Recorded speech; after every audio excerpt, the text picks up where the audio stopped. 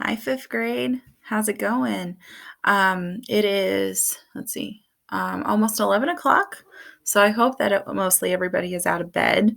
I've been up since like 7. So my nephews are here with me, and I had breakfast and I've had my coffee. So I thought, since we are off and I don't want you guys to forget what happened, that I would continue reading Harry Potter and the Sorcerer's Stone to you.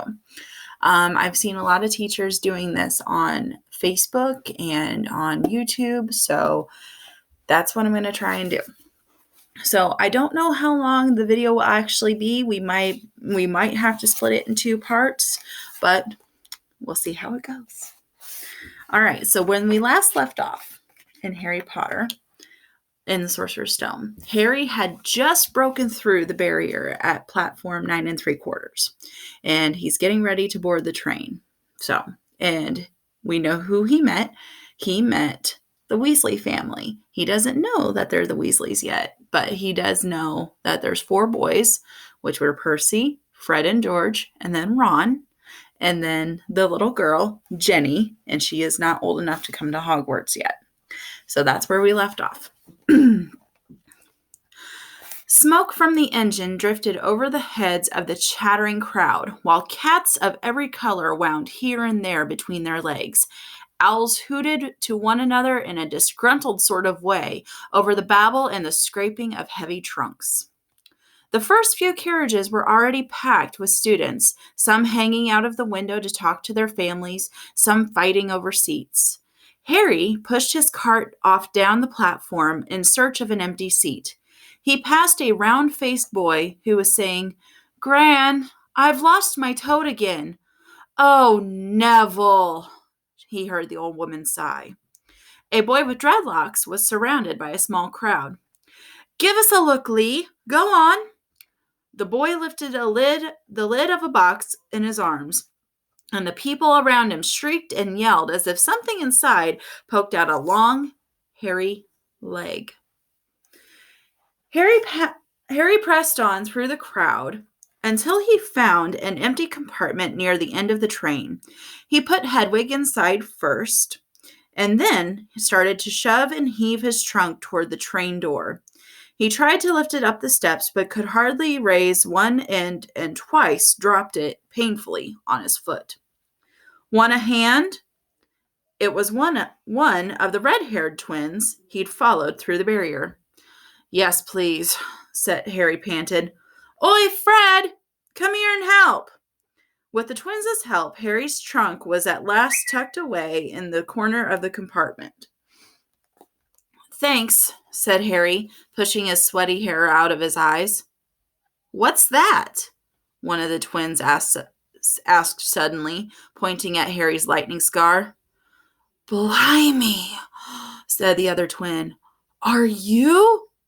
"He is," said the first twin. "Aren't you?" he added to Harry. "What?" said Harry. "Harry Potter," chorused the twins.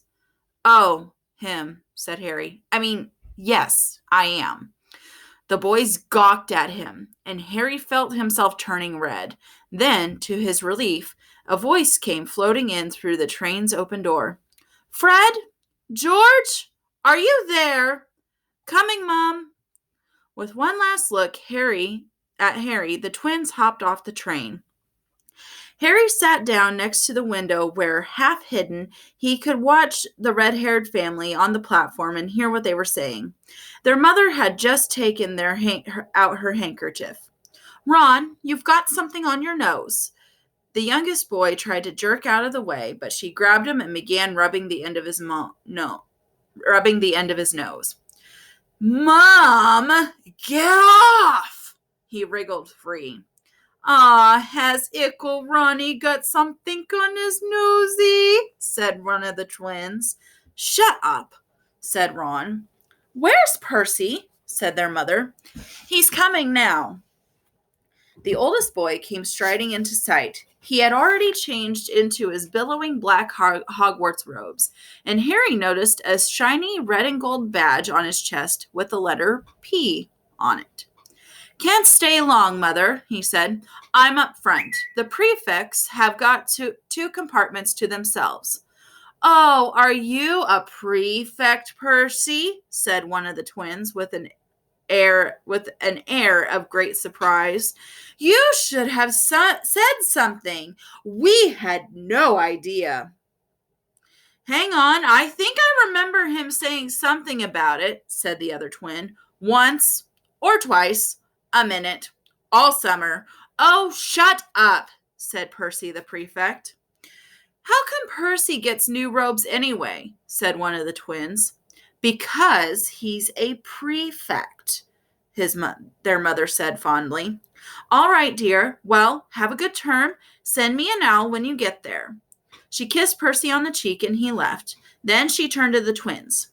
"Now you two, this year you behave yourselves. If I get one more owl, you're telling me you've blown up a toilet or blown up a toilet? We've never blown up a toilet. Great idea though. Thanks, Mom. It's not funny. And look after Ron." "Don't worry, Ickle Ronnykins is safe with us." "Shut up," said Ron again. He was almost as tall as the twins already, and his nose was still pink from where his mother had rubbed it. "Hey, Mom, guess what? Guess who we met on the train?" Harry leaned back quickly so they couldn't see him looking. "You know that black-haired boy who was near us in the station? Know who he is?" "Who?" "Harry Potter." Harry heard the little girl's voice. "Oh, Mom, can I go on the train and see him? Mom, oh, please."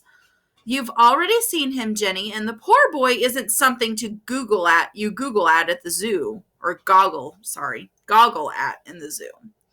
"Is he really, Fred? How do you know?" "Asked him. Saw his scar. It's really there, like lightning." "Poor dear. No wonder he was alone. I wondered.